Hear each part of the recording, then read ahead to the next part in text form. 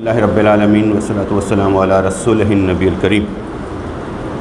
ویسے جمعے کے دن اتنی جلدی اتنے دوستوں کا آنا بھی بڑی بات ہے، عید کا دن ہے لیکن پھر بھی آپ موجود ہیں، اس کا مطلب ہے کہ محبت اپنا کام کرتی رہتی ہے، اور محبت والا قربانی نہیں دیکھتا، قربانی دیتا ہے۔ کہتا ہے میں نے قربانی دینی کیسے، اور ہم دوستوں کو بیان کر رہے تھے کہ یہ کھانے پینے کے دن ہے، یہ کھانے پینے کے دن ہے۔ اور دو حدیث، ایک میں تو آتا ہے کہ حضور علیہ الصلوۃ والسلام تحیۃ وثنا آپ نے حکم دیا کہ قربانی کا گوشت 3 دن سے زیادہ نہیں رکھ سکتے، یا آپ نے حکم دیا۔ اور پھر ایک دفعہ حضرت عائشہ صدیقہ طیبہ طاہرہ رضی اللہ تعالیٰ عنہ آپ نے فرمایا کہ سرکار نے 3 دن سے زیادہ قربانی کا گوشت کھانے سے منع کیا۔ انہوں نے کہا اس لیے منع کیا کہ اس وقت قحط کی حالت تھی، مجبوری کی حالت تھی، اور سرکار نے چاہا کہ کوئی بھی بندہ اپنے پاس گوشت 3 دن سے زیادہ نہ رکھے، بلکہ سب کا سب بانٹ دیا جائے۔ اس لیے وہ سارے کا سارا محتاجوں کو کھلا دیا گیا، یتیموں کو کھلا دیا گیا۔ اور اس کے بعد جب ہم یہ قحط والی حالت ختم ہو گئی تو ہم گوشت بچا کر رکھتے تھے، اور حدیث پاک میں آتا ہے انہوں نے کہا کہ ہم گوشت محفوظ کر لیتے تھے، اور جو پائے ہوتے تھے نا بکری کے پائے، وہ سنبھال لیتے تھے، اور 15 دن بعد کھاتے تھے، 15 دن بعد کھاتے تھے۔ میں اس لیے بیان کر رہا ہوں کہ آپ کو تھوڑا پتہ لگے کہ 15 دن بعد کھاتے تھے۔ ان سے پوچھا گیا کہ آپ یہ کیوں ایسا کرتے تھے 15 دن بعد کھانا؟ تو آپ نے ارشاد فرمایا کہ اس لیے کہ آل محمد نے سالن کے ساتھ گیہوں کی روٹی 3 دن تک برابر کبھی نہیں کھائی، ملتا ہی نہیں تھا۔ وہ کہتا ہے مہینہ تھا ہی نہیں، اس لیے ملتا ہی نہیں تھا، یہاں تک کہ حضور اللہ سے جہاں ملے ہمارے پاس کھانے کے لیے کچھ نہیں ہوا کرتا تھا، تو ہم 15 دن پائے سنبھال کر رکھتے تھے اور کھاتے رہتے تھے۔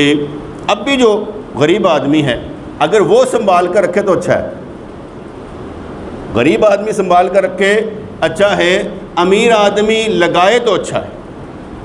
جس کو اس بات کے نقطے کی سمجھ آ جائے نا، وہ کہتے ہیں کہ نقطہ اور لقمہ کسی کو راس آتا ہے، نقطہ اور لقمہ کسی کو راس آتا ہے۔ جس کو یہ نقطہ سمجھ میں آ جائے نا کہ لگانے والے کو ملتا ہے، لگانے والے کو ملتا ہے، اس کو یہ سمجھ آ جائے کہ لگانے والے کو ملتا ہے اور دیتا کون ہے؟ اللہ کریم۔ وہ اپنی زندگی داؤ پر لگا دے گا، کہے گا یا اللہ میری ساری زندگی لگانے والی بن جائے۔ بیٹا کوئی کماتا ہے تو لگاتا ہے نا، ہم کچھ علم حاصل کریں گے تو آگے ڈیلیور کریں گے نا، آپ کچھ پائیں گے تو آگے دیں گے نا، ورنہ تو جہالت پھیلتی چلی جائے گی۔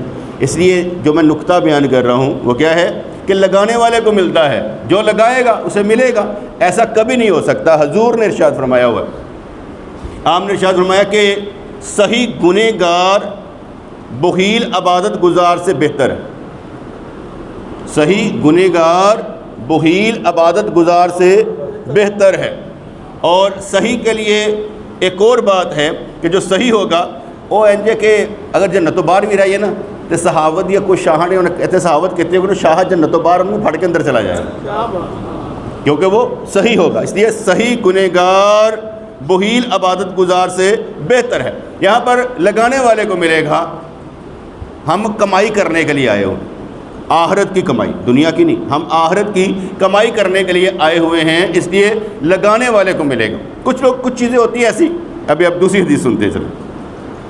آخری حج کے موقع پر حضور علیہ الصلوۃ والسلام تحیۃ وثنا قربان گاہ کی طرف گئے، وہاں آپ نے 63 اونٹ اپنے ہاتھوں سے نہر کی، اور بقیہ اونٹ سیدنا علی کو نہر کرنے کے لیے دیے۔ تقریباً 9900 کے قریب آپ نے اونٹ ذبح کیے، نہر کیے، یہاں پر مار کے وہ ہمارے وہ دوست اسلم بھائی وہ قربانی کرتے ہیں، وہ ایسے چھری پھیرتے ہیں بس اونٹ بیٹھ جاتا ہے، ایک ہی ایسے کرتے ہیں بسم اللہ اللہ اکبر اور بیٹھ جاتا ہے۔ تو آپ نے 63 اونٹ کیے، اور بقیہ اونٹ جو تھے حضرت علی رضی اللہ تعالیٰ نے کیے۔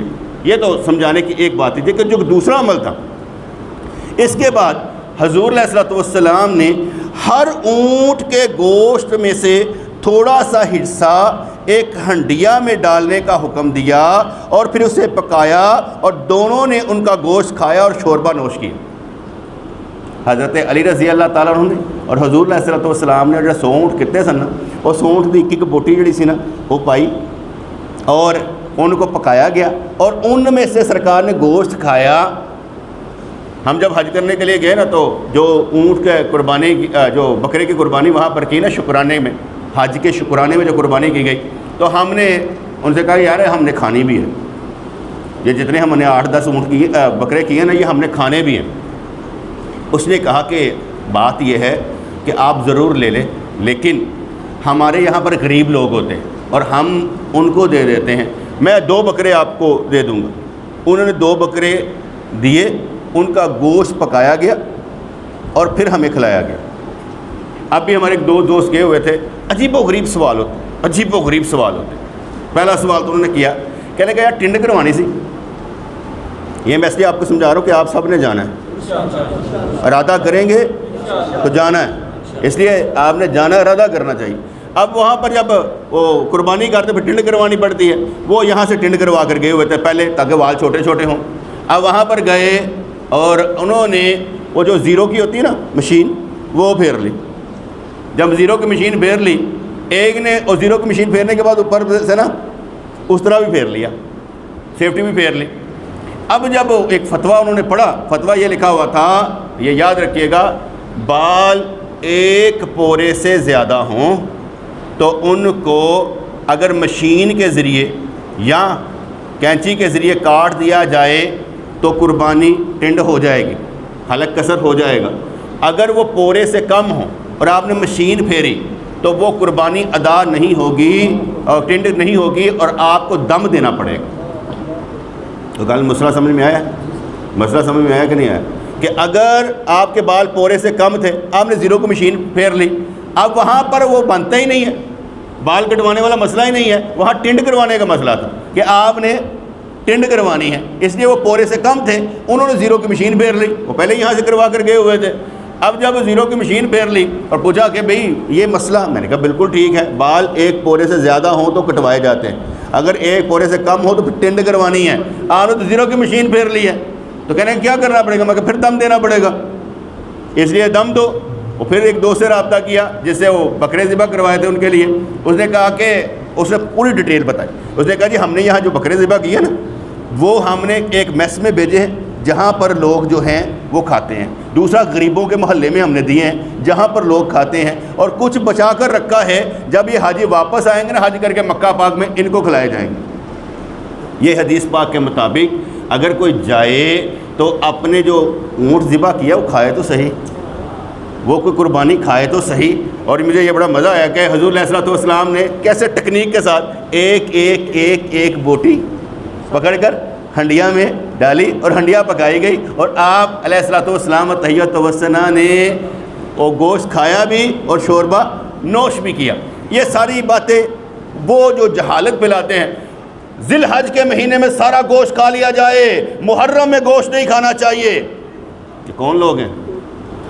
یہ وہی لوگ ہیں نا جو طلاق دے دی نا بیوی کو، کہتے کہ بس 100 بندوں کو کھانا کھلا دیا جائے تمہاری طلاق ختم۔ یہ وہ لوگ ہیں نا جہالت پھیلانے والے کہ بھئی ذی الحج کے مہینے، وہ کہتے ہیں 15 دن بعد، سیدہ عائشہ کہتی ہے کہ ہم پائے کھاتے تھے، تو 15 دن بعد جا کر، ایک کی باری آئی، دوسرے کی باری ہے، تیسرے کی باری، 15 دن بعد جا کر آپ پائے کھاتے تھے۔ اس لیے اگر کوئی یہ کہے کہ محرم میں گوشت پورا سال کھا سکتے ہیں، حضرت علی رضی اللہ تعالیٰ عنہ کو یمن سے آئے تھے، آگے آ کر دیکھا تو حضرت فاطمہ تو زہرا رضی اللہ تعالیٰ عنہ، انہوں نے بڑی خوبصورت بن کے بیٹھی ہوئی تھی، مہندی شہندی لگائی ہوگی، سارا کچھ ہوگا، ان کا خیال تھا کہ وہ احرام کی حالت میں ہوگی۔ انہوں نے کہا کہ یہ کیا حالت بنا رکھی ہے تم نے؟ انہوں نے کہا اصل میں جس کے پاس ہدی تھی نا، اونٹ کی قربانی تھی، تو حضور علیہ الصلوۃ والسلام تحیۃ و ثنا نے ارشاد فرمایا کہ وہ تو حج قران کرے، اور جس کے پاس نہیں ہے وہ حج تمتع کر لے، اس لیے میں اس طرح بیٹھی ہوئی ہوں۔ اور انہوں نے قربانی کا گوشت پکایا ہوا تھا، کہا یہ کیا؟ کہا یہ اس لیے ہے کہ حضور نے ارشاد فرمایا ہے کہ قربانی کا گوشت جو ہے آپ چاہے 1 سال تک رکھ سکتے ہیں، مفہوم بتا رہا ہوں، تو اس میں کوئی مسئلہ نہیں، اگر کوئی رکھتا ہے اس میں کوئی مذائقہ نہیں ہے کہ اس نے 1 سال کے لیے یہ گوشت کیوں رکھا، اس کا کوئی مذائقہ نہیں ہے۔ اور یہ کھانے پینے کے دن، یہ کھانے پینے کے دن ہیں۔ اس میں پھر میں ایڈ کرتا چلا جاؤں، گائے میں 7 حصے ہوتے ہیں۔ ایک دوست نے میرا ایک حصہ ڈالا ہوا تھا قربانی کے گوشت میں، اگر کسی کو گوشت چاہیے تو میں اب بھی حاضر ہوں۔ کھانے پینے کے دن ہے، میں کھلانے پلانے کے بھی دن ہے نا، تو اس لیے میں گوشت کا ارینجمنٹ کر سکتا ہوں، مجھ سے لے سکتے ہیں قربانی کا گوشت۔ ایک دوست نے میرا حصہ ڈالا ہوا تھا، تو اس لیے اگر کسی کو گوشت چاہیے تو میں دے سکتا ہوں، کوئی مسئلہ نہیں۔ پاؤں سارا میرے والوں لائیے، اپنے کے بڑھ دیں، میں نے کوئی مسئلہ نہیں، اس لیے کہ جتنا میں نے لینا ہوتا ہے میں اتنا نکال لیتا ہوں، ایک ایک بوٹی کاٹ لینا، باقی جو نا وہ تقسیم کرنے والے سے لگانے والے کو ملے گا نا۔ تو گل سمجھ آئی دے گا نہیں آئی؟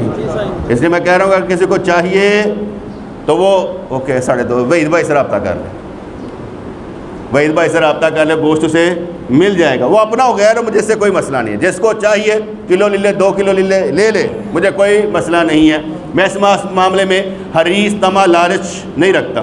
دوسری بات، ایک دوست نے مجھے میسج کیا، میسج کرنے کے بعد کہا کہ یہ جو قربانی پر بڑے بڑے روپے لگاتے ہیں، اب ہمارے دوست نے اسلم بھائی، انہوں نے 8 لاکھ کا اونٹ لیا، 8 لاکھ کا اونٹ لیا، ایک دوست نے 5 لاکھ سم تھنگ کا اونٹ لیا۔ مختلف لوگ ہوتے ہیں، بکرے پر پیسے لگاتے ہیں، 3 لاکھ کا بکرا آ جاتا ہے، لیتے ہیں۔ اس نے کہا کہ اگر آپ اپنی جماعت میں، اپنے دوستوں میں یہ عرض کر دیں کہ اس مرتبہ قربانی جو رہا ہے ہولی کر لو، تو کسی کا قرضہ اتار دیا جائے تو بہتر رہے گا۔ اب جو بندہ یہ بات کہہ رہا ہے نا، وہ روایتی مسلمانوں نے جانتا نہیں ہے گا، اے کسی کا قرضہ لان والے نہیں ہے گے، اے اونٹ لیندے نے قربانی واسطے، اور کیونکہ سرکار نے بھی فرمایا ہوا قربانی اچھی ہونی چاہیے، لاغر نہیں ہونا چاہیے، اور کمزور نہیں ہونا چاہیے، بیمار نہیں ہونا چاہیے، تو وہ اس لیے دل کھول کر لگاتے ہیں۔ ایک وہ اس لحاظ سے بھی لگاتے ہیں، کچھ دنیا داری کے لیے بھی لگاتے ہیں، یہ نہیں کہ دنیا داری کے لیے بھی لگاتے ہیں۔ نیت ایسے ہوتی ہے جیسے 50-50، ادھی دنیا داری ہو رہی ہوتی ہے، ادھی دینداری ہو رہی ہوتی ہے۔ اس نے مجھے کہا کہ بھئی اگر اس طرح کر لیا جائے، چلے میں آپ سے مشورہ کرتا ہوں، ہو سکتا ہے قربانی لنگ گئی جائے، نہیں میں پہلے کیا ہی نہیں کسی نے، ہو سکتا ہے میری کو بات مانے گا، وہ جنہ نے کرنی ہو گل کرن تو کتے نہیں قربانی، جڑے قربانی گل تو وہ کرے جنہیں قربانی کرے کہ ہاں جی میں ایسا کام ہی نہیں کروں گا، نہ کس سے یہ سوال کروں گا۔ ہم کسی بھی مقروض کی ساری زندگی کا بوجھ نہیں اٹھا سکتے، جس کو مینجمنٹ کرنی نہیں آتی اسے زندگی گزارنی بھی نہیں آتی۔ ہمیشہ مینجمنٹ کرنی چاہیے، اپنی زندگی کو مینج کرنا چاہیے، اپنی زندگی پر غصہ نہیں کرنا چاہیے۔ ہر بندہ یہی کہتا ہے میں مقروض ہوں، یہاں پر کہیں گے 100 بندے مقروض نکلائیں گے، ایسا نہیں ہے کہ نہیں ہے۔ تو ہر بندے کا لیے کریں کہ پرائرٹی پر کس کو رکھیں گے بھئی، کیا کریں گے؟ اس لیے اس کا یہ بے تکا سوال قابل قبول ہی نہیں تھا کہ ہم کسی کی مدد کریں اور اس طریقے سے مدد کریں، نہیں قابل قبول ہے۔ گوشت کی بات کر دوں، گوشت دیتے ہیں 3-4 کلو، یہ تو ہو سکتا ہے، لیکن اگر یہ کہا جائے کہ بھئی اس طرح کیا جائے، نہیں، وہ علیحدہ بات ہے۔ وہ علیحدہ بات ہے کہ ہم نے جب میلاد کا موسم آیا تھا ایک دفعہ، تو اس میں دوستوں کا تھا دیکھو کہ پیسے نکالے بھئی، انہوں نے 5-5 10 ہزار، کسی نے 50 ہزار بھی دے دیا تھا، اور ہم نے اس پیسوں سے دوستوں کو مکان بنا کر بھی دیے تھے انہی میلاد سے۔ وہ علیحدہ ایشو تھا، وہ معاملہ کچھ اور تھا، وہ میلاد تھا، اور میلاد کا مطلب یہی ہوتا ہے کہ حضور علیہ الصلوۃ والسلام اور ایسا عمل کریں جو صدقہ جاریہ بھی ہو یا کچھ بھی ہو، اور اس کو حضور علیہ الصلوۃ والسلام کو ہدیۃً تحفۃً نذرانہ بھیج دیں، یہ میلاد ہے۔ میلاد کا مطلب کیا ہے؟ ایسا عمل جو کہ کیا جائے اللہ کے لیے، اور اس کے بعد ہدیۃً تحفۃً نذرانۃً حضور کو پیش کر دیا جائے۔ جیسے آپ ساری محفل کرتے ہیں، نعتیں پڑھ لی، وہ کیا کہتے ہیں، کر لیا، درود و سلام پڑھ لیا، سارا کچھ کر لیا، اور کرنے کے بعد کیا کہتے ہیں، یا اللہ جو ہم نے عمل کیا قبول فرما، اور اسے ہم ہدیۃً تحفۃً نذرانۃً حضور علیہ الصلوۃ والسلام کو پیش کرتے ہیں۔ ایسے ہی نا، یہ ہوتا ہے میلاد۔ تو اس لیے میلاد کے موسم میں ہم نے یہ کام کیا تھا۔ آپ ایک دفعہ لوگوں سے کام لے سکتے ہیں، 2 دفعہ دوستوں سے کام لے سکتے ہیں، بار بار نہیں لے سکتے۔ وہ جیسے کہا جاتا ہے نا کہ جو عوام نے بیوقوف بنانا ہے، کوئی 1 دفعہ بنا لو گے، 2 دفعہ بنا لو گے، ہر دفعہ عوام کے کسی اینے لگے ہیں، سارے دے سارے تھلے نو آئے نے، اسی کا تو کام کریے۔ اس لیے لوگوں کی نفسیات کے مطابق سوال کرنے چاہیے، ہر ایک سے ہر طرح کی بات نہیں کرنی چاہیے، پاگل پن ہوتا ہے۔ ہمیں ایسے کام نہیں کرنے چاہیے، تاکہ ہم نے دین کا کام کرنا ہے بھائی. ہم اس جماعت کے سربراہ نہیں جس کو سارے مانتے ہوں گے. میری بات پر کوئی لبیک نہیں کہتا، اگر کہتے ہوتے تو ساری داڑیاں رکھی ہوندیاں، دستارہ بنی ہوندیاں، لیکن بڑی اس بات پر سارے لبیک نہیں کہتے. اپنے گھروں کو بھی دیکھتے ہیں، اپنے حالاتوں کو بھی دیکھتے ہیں. اس لیے میں ان میں سے نہیں ہوں جن کی اطاعت کرنا فرض ہے، وہ نبی ہیں. اس لیے ایک پیر صاحب نے کہا تھا نا، انہوں نے کہا کہ یاد رکھنا کبھی اللہ بننے کی کوشش نہ کرنا اور کبھی نبی بننے کی کوشش نہ کرنا.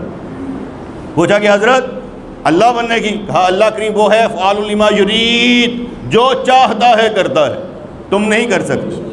اور نبی کریم علیہ الصلوۃ والسلام ہے جن کی اطاعت کرنا فرض ہے، تمہاری نہیں ہے. اس لیے نہ اللہ بننے کی ضرورت ہے اور نہ نبی بننے کی ضرورت ہے، اللہ کا بندہ بننے کی ضرورت ہے. ہم ہر ایک کے کام ہرگز نہیں آ سکتے.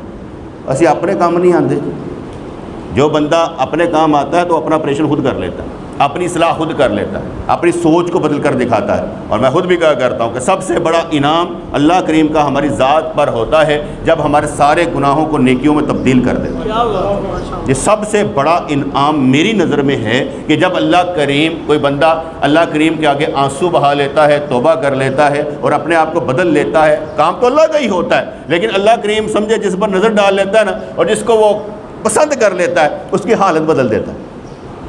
پھر اسے کو گناہوں سے چھین کر اس کو نکال کر سارا کچھ اسے نیکیوں کے راستے پر ڈال دیتا ہے. ایسا کبھی نہیں ہوتا کہ انسان سے نیکیاں نہ ہوں اور اندر کا انسان سے گناہ نہ ہو اور اندر کا شیطان مر جائے. ایسا نہیں ہوتا. شیطان ہمیشہ زندہ رہتا ہے. حسد، کینہ، بغض، انا، عجب، تکبر، تعصب ہر انسان کے اندر موجود ہوتا ہے. یہ کبھی ختم نہیں ہوتا. البتہ نیکیوں پر چلنے والوں کا ڈم ہو جاتا ہے، ہلکا پڑ جاتا ہے، کم اس کا استعمال ہوتا ہے، اور صبر، شکر، توکل، یقین کا زیادہ استعمال ہوتا ہے. اس لیے جب حضور علیہ الصلوۃ والسلام و تحیۃ والثناء آپ نے قربانی کا گوشت وہ جو کیے تھے، کیا کیا؟ ایک بوٹی ڈالی ہانڈی میں، جتنے اونٹ کیے تھے، اور پھر ان کو پکایا گیا. اور حضرت علی رضی اللہ تعالیٰ عنہ، کتنا شاندار موسم ہوگا، تو نہ شاندار موسم ہوگا. حضرت علی بیٹھے ہوں گے، حضور علیہ الصلوۃ والسلام بیٹھے ہوں گے، اور آپ ان میں سے کھا رہے ہوں گے، بوٹیاں کھا رہے ہوں گے اور شوربہ نوش کیا. کتنا سونا سین ہوئے گا. جب میں اس طرح کی بات کرتا ہوں، جب میں خود یہ کام کرتا ہوں، مجھے سرکار یاد آ جاتی ہے. کیونکہ یہ باتیں یاد کرنے سے کیا ہوتا ہے کہ وہ سرکار یاد رہتے ہیں. آپ سے باتیں کرنے کا مطلب یہ نہیں ہوتا کہ میں آپ کو زیادہ سنا رہا ہوں، میں خود کو سنا رہا ہوتا ہوں کہ جب بھی موقع ملے گا ایسا کام ضرور کرنا ہے، اس طریقے سے ضرور کرنا ہے. اس لیے وہ ایک جیسے پکانا ہی ہے نا بندے نے، تو اس لیے اس طریقے سے پکا لے اور کہے کہ یار سرکار کی یہ سنت ہے. اور میں کہہ رہا ہوں میرے پاس ایک حصہ گائے کا پڑا ہوا، کسی کو گوشت چاہیے 1-2 کلو میں دے سکتا ہوں.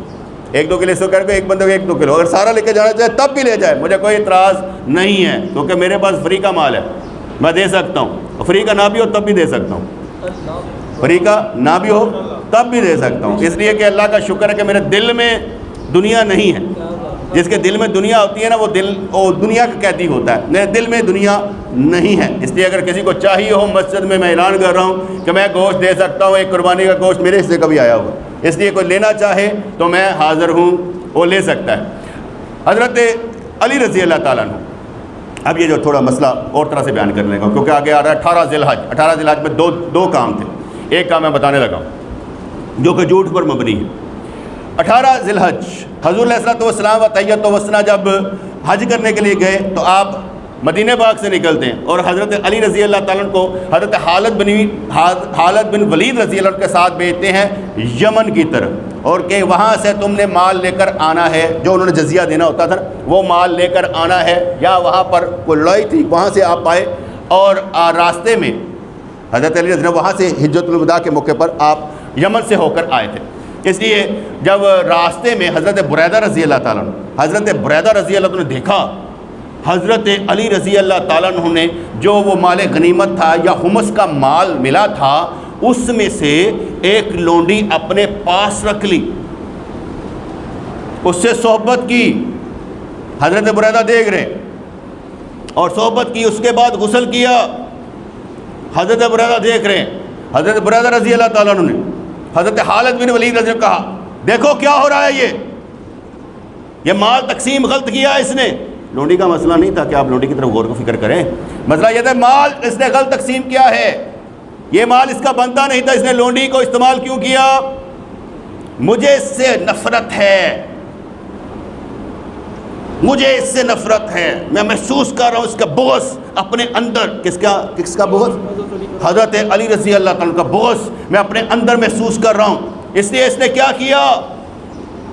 حضرت بریدہ رضی اللہ تعالیٰ عنہ نے یہ بات کی۔ اب وہاں سے نکلتے اب سرکار پہنچ جاتے ہیں حضرت علی رضی یمن میں، اور یہ بھی سارے صحابہ وہاں پر پہنچتے، اب حج کرنے کا ارادہ تھا۔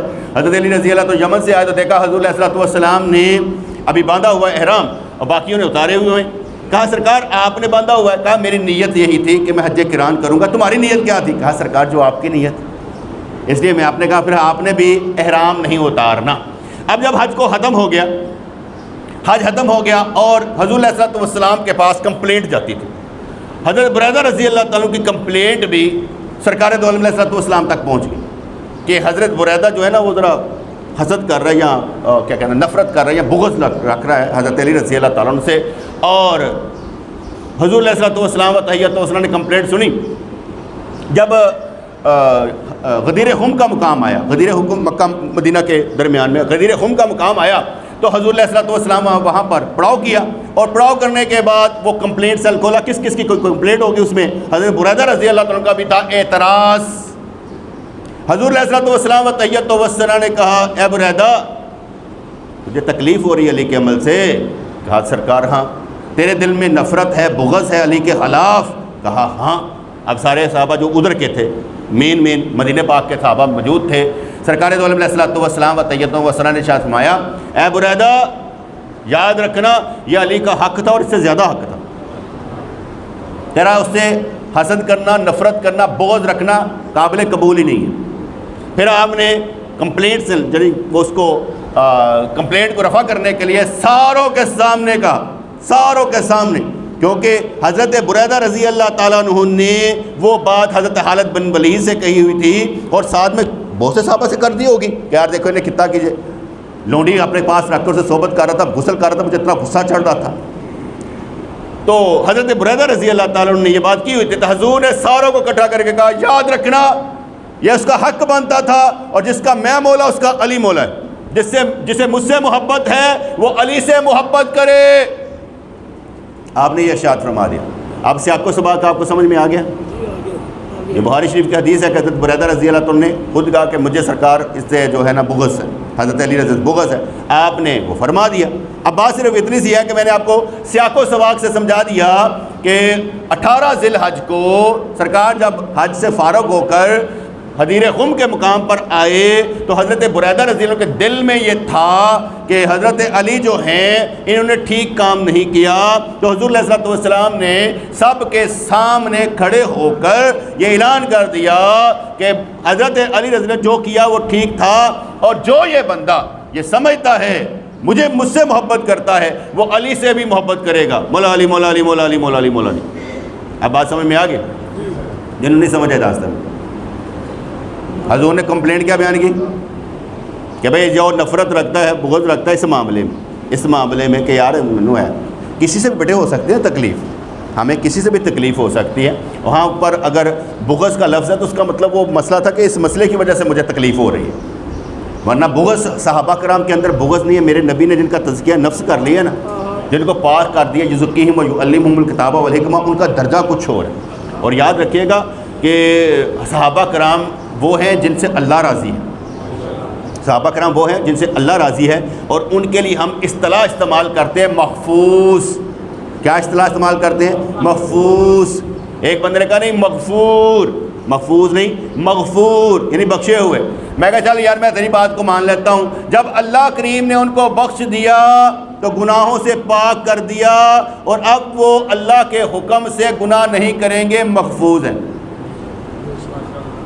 بات سمجھ میں آ گئی؟ صحابہ کرام اب گناہ نہیں کریں گے کیونکہ اللہ نے ان کو معاف کر دیا، بخش دیا، مغفور ہیں۔ جب مغفور ہو گئے تو اللہ کے حکم سے محفوظ ہو گئے، اب گناہ نہیں کریں گے۔ اس لیے جو بخشے بخشائے ہیں ان پر اعتراض بنتا نہیں۔ جو صحابہ کرام پر کسی وجہ سے اعتراض کرتا ہے، جیسے خلافت و ملوکیت مدودی نے لکھی تھی، مدودی کو میں مولانا نہیں کہہ سکتا، مدودی نے لکھی تھی کیونکہ مدودی نے وہاں پر جو اعتراض اٹھائے وہ خلفاء کرام پر اٹھائے تھے، اس لیے جو مدودی نے کتاب لکھی وہ صحابہ کرام پر تان تھا۔ اور حضرت معاویہ رضی اللہ عنہ پر بہت زیادہ تھا. اس لیے ہم نے کہا کہ مودودی کو نبی ماننے والے اس کے اصحاب نبی کریم کے اصحاب پر بونکے، ایسا کبھی برداشت نہیں ہوگا. صحیح بات ہے، بے شک. جو جس کا مقلد ہوتا ہے، جس کے محبت کرتا ہے، وہ اس کی پیروی کرنے کی کوشش کرتا ہے. نہ ٹھیک لکھا ہے، کیا ٹھیک لکھا ہے؟ جن کو اللہ بخش دے ان کے بعد میں. اور یار یہاں تک ہے جو دنیا سے چلے گئے ان کے خلاف نہ بولو. تم صحابہ کرام کے خلاف بول رہے ہو. قانون تو یہ ہے کہ اگر کوئی بندہ مر جاتا ہے تو اس کی خوبیاں بیان کرو، اور تم اس کے وہ کیا کہتے ہیں غیبتیں چغلیاں کر رہے ہو وہاں پر بیٹھ کر. اس لیے اس نے جو کیا اس نے غلط کیا. پھر واپس آتا ہوں. 18 ذی الحج کو کیا ہوا کہ سرکار نے قول فرما دیا. اب ہمارے کئی نام نہاد سنی اندر سے شیعہ، اندر سے اہل تشیع، وہ بھی مولا علی اور عید غدیر ہم منائیں گے. عید غدیر ہم کون مناتے ہیں؟ اہل تشیع مناتے ہیں. 18 ذی الحج کو مناتے کیوں ہیں؟ وہ کہتے ہیں 18 ذی الحج کو حضور علیہ الصلوۃ والسلام نے شاد فرما دیا میرا جانشین علی ہوگا، میرا وسیع علی ہوگا، اس لیے امامت علی کی چلے گی. الیوم اکملت لکم دینکم جب اتر آیا اور سرکار نے یہ شاد فرما دیا، اس لیے مولا علی ہے. ہم مولا علی کو مانتے ہیں اور کسی کو نہیں مانتے. یہ ایک نیا دین کریٹ کر دیا گیا. مولا علی کے بارے میں نے سیاق و سباق کیا بیان کیا آپ کو. 18 ذی الحج کو سرکار نے حضرت بریدہ رضی اللہ تعالیٰ نے جو ان پر الزام لگا رہے تھے کہ یہ جو حمص میں سے انہوں نے لونڈی لی ہے یہ غلط لی ہے، اس کمپلینٹ کو آپ نے رفع کیا تھا اور کہا تھا جس کا میں مولا اس کا علی مولا. حضرت زید بن ثابت رضی اللہ تعالیٰ عنہ حضور نے ان کے بارے میں ارشاد فرمایا، بخاری شریف کی حدیث پاک ہے کہ یہ ہمارے مولا بھی ہیں ہمارے بھائی بھی ہیں. حضرت زید ہمارے مولا بھی ہیں ہمارے بھائی بھی ہیں. تو پھر زید کو بھی مولا مان لیں، جانشین مان لیں. مولا کا مطلب اگر جانشین ہی لینا ہے تو پھر کیا ان کو بھی مان لیا جائے؟ اس لیے 18 ذی الحج کو جو سیاق و سباق تھا وہ تھا. اب یہ اگر کہا جائے حدیث ہے تو میں اگلی حدیث بھی سنا دیتا ہوں. اگلی حدیث میں آتا ہے کہ حضور علیہ الصلوۃ والسلام و تحیۃ و ثنا آپ آخری وقت میں، اب 18 ذی الحج سے 12 ربیع الاول کیا کہتے ہیں محرم، سفر اور ربیع الاول. ذی الحج، محرم، سفر، ربیع الاول. یہ ذی الحج کی 18 تاریخ تھی اور کیا کہتے ہیں 12 ربیع الاول کے آپ کی وفات ہے، یعنی دنیا سے جانا، پردہ فرمانا، وصال کرنا. اب ان دو ڈھائی ماہ میں جب آپ آخری وقت میں ہیں، اب حدیث یہ بھی ہے صحیح بخاری کی ہے، آخری وقت میں ہیں اور حضور علیہ الصلوۃ والسلام و تحیۃ و ثنا کہ آپ آخری وقت میں اس لیے بات کر کے حضرت عباس رضی اللہ عنہ آئے. حضرت عباس رضی اللہ عنہ نے آ کے حضرت علی رضی اللہ تعالیٰ عنہ کو کہا میں جانتا ہوں سرکار کی نا موت ہونے لگی، دنیا سے جانے لگے. میں اپنے خاندان کے لوگوں کو جانتا ہوں جب وہ دنیا سے جانے لگتے ہیں نا ان کی شکل جس طرح کی ہو جاتی ہے سرکار کی ہو گئی ہے. وہ اس کا مجھے اس طرح پتہ ہے، میری ماں دنیا سے جانے لگی نا تو میرے ماموں کھڑے تھے، وہ کہتے دیکھو نک ٹیڑھی ہو گئی، دنیا چل رہی ہے. سانو سمجھ نہیں آ رہی نک ٹیڑھی ہو رہی، لیکن ان کو پتہ لگ رہا تھا اور تھوڑی دیر میں ماں فوت ہو گئی. میں اس سے اندازہ لگایا کہ حضرت عباس رضی اللہ تعالیٰ عنہ کو بھی معلوم تھا کہ اب یہ معاملہ ہونے لگے. کہا کہ علی سرکار دنیا سے جانے لگے، آپ ساتھ چلتے ہیں اور سرکار سے پوچھ لیتے ہیں آپ کے بعد خلیفہ کون ہوگا، جا کر پوچھ لیتے ہیں. یہ حضرت علی رضی اللہ عنہ کو حضرت عباس نے کہا اور حضرت علی نے کیا آگے سے ان کے کہا، کہنے لگے نہ چاچا میں نے نہیں جانا، میں نے نہیں پوچھنا. خدا کی قسم اگر میں نے پوچھ لیا اور نبی نے انکار کر دیا تو یہ بعد میں مجھے کبھی خلافت نہیں دیں گے. کیونکہ نبی نے کر دیا. یہ ان کی آپس کی باتیں نا بیٹے، وہ جس طرح سے باتیں کرتے ہیں ہم نے اس طرح ان کے نہیں سوچنا. ہم نے یہ ان کی باتیں حدیث میں آئی ہیں، حدیث بیان کی جاتی ہے لیکن اس سے قانون اصول اور بنتا ہے. قانون اصول جب بنائیں گے اس کا مطلب یہ تھا کہ ہم نے اس سے اصول نکالا، قانون نکالا کہ حضرت علی رضی اللہ کا اعلان ہوا ہی نہیں ہوا تھا 18 ذی الحج کو. اگر 18 ذی الحج کو ہوا تھا تو ربیع الاول کو یہ جو حدیث آ رہی ہے کہ سرکار کا وصال ہونے والا ہے تو سرکار دو عالم علیہ الصلوۃ والسلام و تحیۃ و ثنا کے پاس جانے سے حضرت علی رضی اللہ عنہ جو ہے وہ پریشان ہو رہے ہیں، تو اعلان تو ہوا ہی نہیں ہوا تھا. دوسری حدیث بات جو اس کی تشریح کرے گی اسی بات کی، حضرت عائشہ صدیقہ طیبہ طاہرہ رضی اللہ عنہ کے گود میں سرکار نے سر رکھا ہوا ہے، یہ بھی بخاری شریف کی حدیث پاک ہے. اور سرکار دو عالم علیہ الصلوۃ والسلام و تحیۃ و ثنا نے ارشاد فرمایا اے عائشہ میرا دل کرتا ہے کہ میں تیرے باپ کو اور تیرے بھائی عبد الرحمن کو بلاؤں اور ان کو خلافت لکھ کر دے دوں، لیکن مجھے یقین ہے کہ اللہ اور مومنین ابو بکر کے علاوہ کسی کو خلیفہ نامزد نہیں کریں گے۔ یہ بھی حدیث پاک میں آ گیا، جانشینی کا مسئلہ تھا ہی نہیں، وہ تو صفائی تھی، لیکن جب جھوٹا بیانیہ کریٹ کیا جائے گا تو پھر جھوٹا بیانیہ کیا بنایا جائے گا کہ وہ تھے خلیفہ، امام، وسیع جانشین، اور جتنے بھی بندے عید غدیر خم کے نام سے آگے پروموٹ کریں تو آپ نے سمجھ جانا ہے کہ کون لوگ ہیں۔ یہ آپ کو صرف سمجھانے کے لیے بات ہے کہ عید غدیر خم ہم عید نہیں منایا کرتے، سرکار نے کوئی اعلان ہی نہیں کیا، اس لیے جو عید غدیر خم کا عید کا لفظ جو کریٹ کرنا ہے نا، یہ بڑا خطرناک ہے۔ اس کا مطلب یہ ہوتا ہے کہ آپ نے حضور علیہ الصلوۃ والسلام طیبۃ والثناء یا چھوڑیں، فتاویٰ رضویہ میں جو اعلیٰ حضرت رحمۃ اللہ علیہ من کے بڑی باتیں بہت سی اچھی بھی لگتی ہیں، وقت کے لحاظ سے اتنی اچھی نہیں ہوگی۔ آپ کہتے ہیں جو ٹائی پینٹ پا کے نماز پڑھے نماز نہیں ہوتی، کافروں کے لباس میں نماز نہیں ہوتی۔ مجھے اچھی لگتی ہے بات، کوئی پڑھتا میں کہتا نہیں کہ نہ پڑھ، میں کہتا ہوں پڑھ لے، لیکن انہوں نے کہا نہیں پڑھنی، نہیں ہوتی، ٹھیک ہے اچھی بات ہے۔ جب کوئی بندہ عید غدیر خم سے کوئی آگے پوسٹ کرے، میں کہتا نہیں ہوتی، کرنی نہیں چاہیے، ہم وہ لفظ استعمال ہی نہیں کریں گے جو دوسروں کا ہے، صحیح بات ہے، صحیح۔ ہم اپنا کریٹ کریں گے، کوئی اعلان نہیں ہوا۔ جب ہم دوسروں کی باتیں آگے پروموٹ کرتے ہیں تو پتہ نہیں ہوتا ہوا گیا ہوا ہے۔ جب ان پڑھ جاہل لوگ ہوں گے اور آگے بات کو پروموٹ کریں گے، نکلے گا کیا نتیجہ؟ اس لیے جہالت ہمارے اندر ہی موجود ہوتی ہے، شین سے شیعہ، شین سے شک، شین سے شیطان، تینوں کٹھے ہوتے ہیں، یہ اندر ہی ہمارے شک پیدا کر دیتے ہیں کہ ایسا ہے کہ نہیں ہے، کہ ایسا ہے کہ نہیں ہے۔ اور تو خود ہی غور کر لے، بخاری پڑھ لے، اگلے نے بخاری کی شکل کبھی نہیں دیکھی کہ صحیح بخاری میں حدیثیں کتنی ہیں، راوی کون ہے، ان کو کیا معلوم، جاہل کو، انہیں اچھا شاید یہی ہوئے گا یار، کبھی سنا ہی نہیں ہے۔ میں آپ کو 2 عرفی باتیں کیوں بتاتا ہوں؟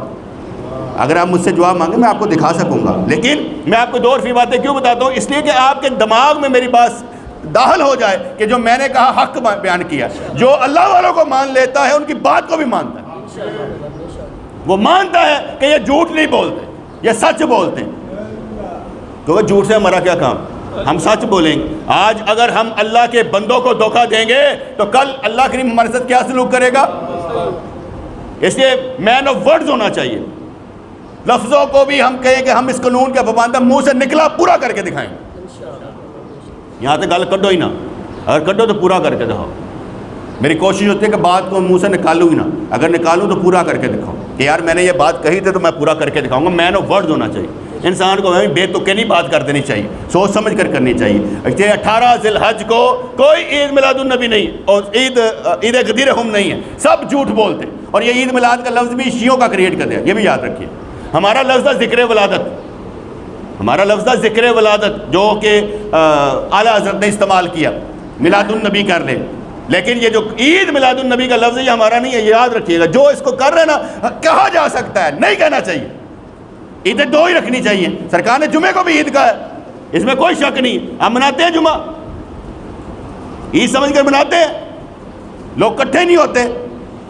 اس لیے جو لفظ میں بیان کر رہا ہوں کہ عید کا لفظ کریٹ عید میلاد النبی کے لیے بھی نہیں کرنا چاہیے۔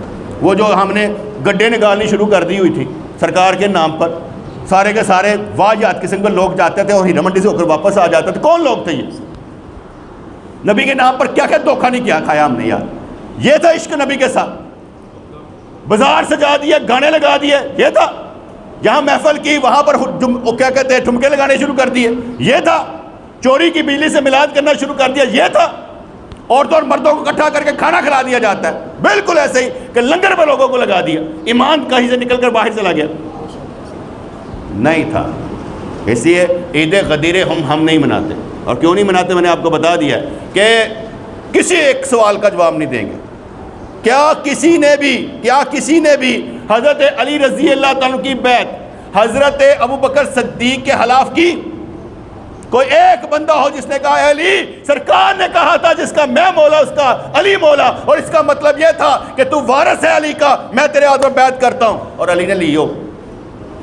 اتنا بڑا جھوٹ علی کے نام پر، اتنا بڑا بہتان علی کے نام پر، نبی کو دھوکا، خلافت کو دھوکا، امامت دھوکا، قرآن کے منکر، نبی کے منکر، علی کے منکر، صحابہ کرام کے منکر، دین کون سا ہے؟ ہم جی اہل بیت سے محبت کر رہے ہیں، اہل بیت سے تمہیں بغض ہے، نہیں، اہل تشیع سے نفرت۔ اہل بیت تو ہماری کتابوں میں شامل ہیں، ہم ہیں وارث اہل بیت کے، انشاءاللہ ہماری کتابیں سچی ہیں، تمہاری تو ہیں ہی نہیں۔ تم نے تو ایسے ہی لاکھوں روایتیں گھڑ کر امام جعفر صادق سے منسوب کر دی اور کہا امام ابو حنیفہ بھی ان کے شاگرد تھے، اور کہاں لکھا ہے؟ اگر شاگرد تھے تو وہ 14 اور 12 معصوم کے تھے، ان کا عقیدہ یہ تھا، کہاں سے نکالا ہے؟ امام ابو حنیفہ رحمۃ اللہ کوفہ میں رہتے تھے اور یہ مدینہ پاک سے کوئی باہر نہیں نکلے، تم نے کہہ دیا کہ وہ شاگرد ہیں، اور ان کا کوئی شاگرد مدینہ منورہ کا نہیں ہے جن سے تم روایت دیتے ہو، سب جھوٹ، سب جھوٹ۔ آج کل جیسے میڈیا پر جھوٹ ہے نا، ہر چیز ہی جھوٹم جھوٹ پھیلا دی جائے اور لوگ کہہ رہے ہیں سچ کون سا ہے؟ سچ کہتے ہیں، کہا جاتا ہے کہ لاکھوں جھوٹے ہوں اس میں ایک سچ ہوتا ہے، اور وہ آپ نے زندگی میں تلاش کرنا ہوتا ہے۔ مثال دیتا ہوں، آخری بات، کتنے مذاہب ہیں؟ کوئی ہندو ہے، کوئی بدھ مت میں رکھتا ہے، کوئی کنفیوز کیا کہتے ہیں زرتشت مذہب کا ہے، کوئی چائنا میں وہ ہے ہی نہیں، کمیونسٹ ہے، کوئی دیگر ہیں، کافر ہیں، ہندو ہیں، ہندوؤں میں کئی شاہیں ہیں، شودر وغیرہ جو بھی ہیں، برہمن ہیں، اس کے بعد آگے چلے جائے عیسائیت میں کئی شاہیں ہیں، پھر یہودیت میں کئی شاہیں ہیں، پھر اسلام میں کئی شاہیں، مسلمان کے نام پر کئی شاہیں، کوئی قادیانی ہے، کوئی کہ میں اہل تشیع ہوں، کوئی کہ چکڑالوی ہوں، میں کچھ ہوں کچھ ہوں۔ پہلے تو سارے دین سے نکل کر کوئی ایک دین کو کہیں کہ دین کون سا سچا ہے، پہلے تو دین کو کہیں کہ کون سا دین سچا ہے۔ میں کہوں گا اسلام، کہے گا کیوں؟ کہیں گے وہ کتاب قرآن جس میں کوئی شک نہیں، کوئی اپنی کتاب اس جیسی دکھا دو، یہ کسی مصنف کے نام پر نہیں ہے، اس لیے میں قرآن کو مانتا ہوں، اسلام کو مانتا ہوں۔ دوسری بات، میں رسول اللہ کو مانتا ہوں، اس لیے مانتا ہوں کہ رسول اللہ کی ہسٹری ہمارے پاس محفوظ ہے، کسی اور کی ہے تو دکھا دو۔ ہمارے پاس محفوظ ہے حضور کی ہسٹری، لمحہ بلمحہ سرکار نے پانی کیسے پیا ہمیں معلوم ہے، سرکار نے قربانی پر کیا کہا، ہجرت الوداع کے موقع پر کیا کہا ہمیں معلوم ہے، ہمارے پاس ہسٹری میں۔ دو چیزوں کی وجہ سے میں اسلام کو مانتا ہوں، کسی کے پاس قرآن جیسی کوئی کتاب ہے تو بتا دے، رسول جیسی شخصیت ہے تو بتا دے، ان دو چیزوں کی وجہ سے۔ اس کے بعد پھر میں جب اسلام میں آ جاتا ہوں تو میں اہل سنت کو مانتا ہوں۔ اہل سنت وہی ہیں، نہ بریلوی، نہ دیوبندی، نہ وہابی، نہ اہل حدیث۔ اہل سنت وہی ہیں جو کنیکٹڈ ہے سرکار تک، اور وہ ہے خلافت عثمانیہ والے 600 سال والے، اور اس کا جو کیا کہتے ہیں کتابیں ہیں، اور صرف کتاب ایک امام احمد رضا رحمۃ اللہ علیہ فتاوی رضویہ، جو کہ وہ 4 مسلح والوں کا ترجمان ہے، جس کے علاوہ ہمیں کہا جاتا ہے بریلوی بدعتی اور مشرک ہے۔ بریلوی بدعتی اور مشرک نہیں ہو سکتا، مسلمان ہے۔ بڑا پروپوگنڈا جتنا مرضی کر لیں، یہ پروپوگنڈا کرنا بھی لوگوں نے شیعوں سے سیکھا، تقیہ بازی، لعنت کرنا بھی شیعوں سے سیکھا، جھوٹ بولنا بھی شیعوں سے سیکھا۔ دیوبندی بھی جھوٹ بولتا ہے، اہل حدیث بھی جھوٹ بولتا ہے، بریلوی جھوٹ نہیں بولتا، بریلوی کی تعلیم جھوٹ نہیں بولے گی۔ میں نے جتنا بھی کام کیا، جب بھی کیا، جاہل کبھی نہ متھے لگے، لیکن کبھی بھی کسی علم والے نے یہ نہیں مجھے کہا، میں نے لاکھوں بار کہا اذان سے پہلے درود، نماز کے بعد کلمہ، جمعے کے بعد سلام، کل چیلم، تیجا تسبیح، میلاد، عرس سب بند کر دو، اس سے اسلام کو کوئی نقصان نہیں ہوگا۔ یہ ایسے اعمال ہیں، عقیدہ نہیں، اعمال ہیں، نہ کرنے سے کوئی نقصان نہیں ہے، بند کر دو۔ کسی عالم نے آج تک مجھے نہیں کہا کہ تم ٹھیک نہیں کہہ رہے۔ جاہلوں نے بڑے زور لگائے، جاہل زور لگاتے ہیں، عالم نے کبھی مجھے آج تک نہیں کہا۔ عملاً ہم بدعتی ہیں، عملاً بدعتی ہیں کہ اذان سے پہلے دور نہ پڑا دے کہ وہ بھی ہو، عملاً ہے، علمی طور پر نہیں ہے، کتابی طور پر نہیں ہے۔ یہ میں اس لیے کہہ رہا ہوں، مثال دیتا ہوں، قرآن میں کہیں لکھا ہے کہ بے نمازی بنو؟ اگر کوئی بے نمازی ہو تو آپ قرآن پر اعتراض کریں گے؟ قرآن پر اعتراض کریں گے؟ نہیں۔ اگر کوئی بندہ قبر پر سجدہ کرے، اسے بریلوی کہا جائے تو کیا بریلوی کتاب میں لکھا ہے؟ جب نہیں لکھا تو اسے بریلوی کہا جا سکتا ہے؟ تو بے نمازی کو کہا جاتا ہے قرآن کے مطابق ہے۔ بات سمجھ میں ہے کہ نہیں ہے؟ پروپوگنڈا جب ہوتا ہے تو کیا ہوتا ہے؟ پروپوگنڈا جب کرتے ہیں ہم کتاب کو بھول جاتے ہیں۔ ہماری کتاب میں جب لکھا نہیں، اور جب کسی کو سمجھانا ہے تو اس کی کتاب کھول کر دکھاؤ، تمہاری کتاب میں یہ لکھا ہے۔ جب لکھا ہی نہیں تو پروپوگنڈا کرنے والے کون ہوئے اور کس طرح کرتے ہیں؟ بس تمہیں بتایا نا میں نے، وہ اہل تشیع سے سیکھا ہے، شین سے شیعہ، شین سے شک، شین سے شیطان، بس بے ایمان۔ آگے کہانی ختم۔ تو 18 ذی الحج کو کوئی اعلان نہیں ہوا، عید غدیر خم جو منائی جاتی ہے سب جھوٹ پر مبنی، کوئی اعلان نہیں ہوا۔ اس لیے آپ نے کبھی بھی زندگی میں اپنی نسلوں کو سکھا کر جانا ہے، بیٹے ہم کون ہیں؟ ہم اہل سنت ہیں، ہم وہ اہل سنت ہیں جنہوں نے جنت کا ٹھیکہ لے رکھا ہے۔ یقین مانے ہمارا کام مجددوں والا ہے۔ مجدد کون ہوتا تھا؟ تجدید کر دینا دین کی، سیدھا بات کر کے خرافات کو اڑا کے رکھ دینا اور کہہ دینا کہ یہ اصل ہے۔ کوئی مائی کا لال آج کے دور میں ہمارے جیسا کام کرے، کوئی ایک بتا دے، بڑی بڑی جگہوں پر جا کر دیکھ لیں، نہیں بولیں گے۔ بیٹے ڈر لگتا ہے نا، شہرت ہے، ہم تو گمنام لوگ ہیں، ہمیں کرنے سے کیا فرق پڑتا؟ ہمارا کون سا نام ہے؟ ہم بات کون سی؟ ہم نے سیدھی بات کرنی، ہمیں ملتا کیا ہے دنیا سے؟ ہمیں جس سے مل رہا ہے تو کہتے ہیں جو اللہ سے ڈرتا ہے اس سے ہر شے ڈرتی ہے، اور جو اللہ سے نہیں ڈرتا ہر شے سے ڈرتی ہے۔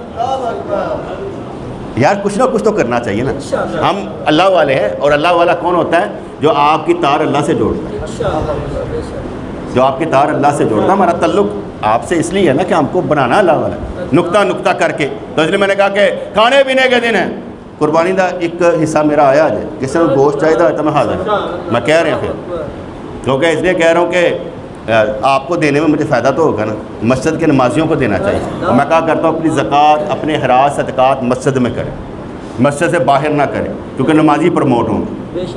جب نمازی پرموٹ ہوں گے، دوسری بات حضور نے ارشاد فرمایا تمہارا کھانا متقی لوگ کھائیں، تمہارا کھانا متقی لوگ کھائیں، تو اپنا کھانا متقی لوگوں کو کھلایا کریں، ٹھیک ہے؟ میں یہ نہیں کہتا کہ کسی کو جو مولوی صاحب تک ایک بڑا کھاندے پہ بیٹے ان کی ضرورت بن گئی ہے، آپ نے ان کو ختموں پر لگا دیا ہوا ہے، اس لیے وہ اس طرح کرتے ہیں۔ آپ نے ختموں سے نکال دیتے اور خود امام بن کر دکھاتے تو مزہ آتا نا۔ آپ خود کیوں نہیں مولوی بنے؟ لوگوں کو مولوی کہتے رہے، آپ کھڑے ہو کر مسئلے پر کام کریں نا، اور آپ مسجد خود اپنی بنا لے، کہیں کہ میں مسئلے پر کھڑا ہونا، امام بننا ہے۔ امیر آدمی اگر کہے کہ بھائی میں انشاءاللہ تعالیٰ کام کروں گا تو کام کر سکتا ہے، غریب آدمی بیچارے تو روٹی کھانی آنا ہے، اس نے کیا کرنا ہے؟ آپ اسے ختموں پر لگا دے، گالا کٹ کے تسی انہوں لے کے جاؤ گے، اور میرے پیو دا ختم ہے آندہ کیوں نہیں پیا، تو وہ چلا جائے گا اور کیا کرے گا؟ آپ سے ڈرتا ہے، وہ روٹی نہیں کھانی اس بیچارے نے۔ یہ پروفیشنل کام ہے، یہاں پر یہی تو ہوتا ہے۔ میں نے بہت سے مولویوں کو امیر لوگوں کی جڑیں کھاتے دیکھا ہے، دکھ ہوتا ہے مجھے، اس لیے کوئی جھاڑ نہیں ڈالتا۔ میں شروع تو انجدے نہیں ہے، ہم اللہ کے لیے نکلے تھے، آج تک اللہ کے لیے بڑھتے ہی جاتے ہیں، جیسے جیسے نقطے سیدھے ہوتے جاتے ہیں میں خود سیدھا ہوتا جاتا ہوں۔ یہ نہیں کہ میں کامل ہو گیا ہوں، اگر بیٹا کامل ہو جائے نا انسان تو آگے رہتا کچھ نہیں۔ کامل مکمل اکمل صرف ایک ہستی ہے جو یہاں سے نکل کر اللہ کو دیکھ کر آ گئی، اس کے علاوہ باقی سارے راہ چیزیں، جنہیں مرضی کتب ابدال سارے وہ راہ چیزیں، وہ ہستی بس دیکھو، وہ کامل مکمل اکمل ہستی ہے بس۔ اگر اس کی کوئی پیروی نہیں کرتا تو وہ دشمن دین ہے، اگر میں نہ کروں آپ میرے پیچھے چلیں تو آپ دشمن دین ہیں۔ جس وقت میں غلط بات کہہ دوں اور جو میں نے سمجھایا آپ لوگوں کو اس کے خلاف کہہ دوں، خدا کی قسم جو مجھے چھوڑ کر نہ جائے وہ گنہگار ہے۔ وہ اس لیے کہ میں نے تمہیں لوگوں کو غلط نہیں سمجھایا، اور جب میں پھنس گیا ہوں تو تم تو نکلو، تم میرے پیچھے کیوں مرتے ہو؟ جہنم میں جانا ہے، جو میں کہہ رہا ہوں اس پر عمل تو کروں نا، اگر میں نہیں کر رہا تو سمجھے تو صحیح نا کہ میرا عقیدہ برباد ہو گیا۔ میں بھی تو بیٹے شیطان کی گرفت میں آ سکتا ہوں نا، تو میں بھی تو پکڑا جا سکتا ہوں۔ اس لیے میری یہ دعا ہے کہ آپ میں سے کوئی بھی جہنم میں نہ جائے، اور میری یہ دعا ہے کہ اللہ تعالیٰ مجھ سے دین کا کام وہ کام لے جس سے وہ راضی ہوتا ہے۔ جیسے ہم مجدد تو نہیں ہے لیکن کم مجددہ والے کر کے دکھاواں گے، وہ کہنا سی ولی تو نہیں پر بن کے دکھاواں گے، صحیح نا، ایکٹنگ ہی کر لیں گے، ایک نہیں گل ہے، کچھ نہ کچھ تو کریں گے۔ اس لیے یہ کھانے پینے کے دن کھائیں، ڈٹ کر کھائیں، لیکن بلڈ پریشر چیک کر کے، بلڈ پریشر چیک کر کے، اے نہ ہوئے کہ کھان دے نال ہی بی پی ہائی ہویا ہوئے، دھیان دے نال کھانا بھی ہے، اور اتنا کھانا چاہیے جو ہضم ہو سکے، یہ نہ گولی کھانے کا پڑے۔ میرا دل کرتا کہ یا اللہ کوئی ایہو جی گولی تشکیل کر دے کھان تے نال ہی کھان تے ہضم ہوئے، کھان تے ہضم ہونے نہ کھاندے نے، گولی لبدے رہندے نے، یا اللہ کوئی گولی ہوئے نا انج کر کے نکل جائے تو سب کچھ پھر بھوک لگی ہوئے تو نالے جسم بھی موٹا نہ ہوئے، کھاندے رہیے بس، لیکن کھانا اتنا ہی کھانا ہے جتنا کہ آپ ہضم کر سکیں۔ اللہ تعالیٰ ہمیں سمجھ عطا فرمائے۔ السلام علیکم ورحمۃ اللہ وبرکاتہ۔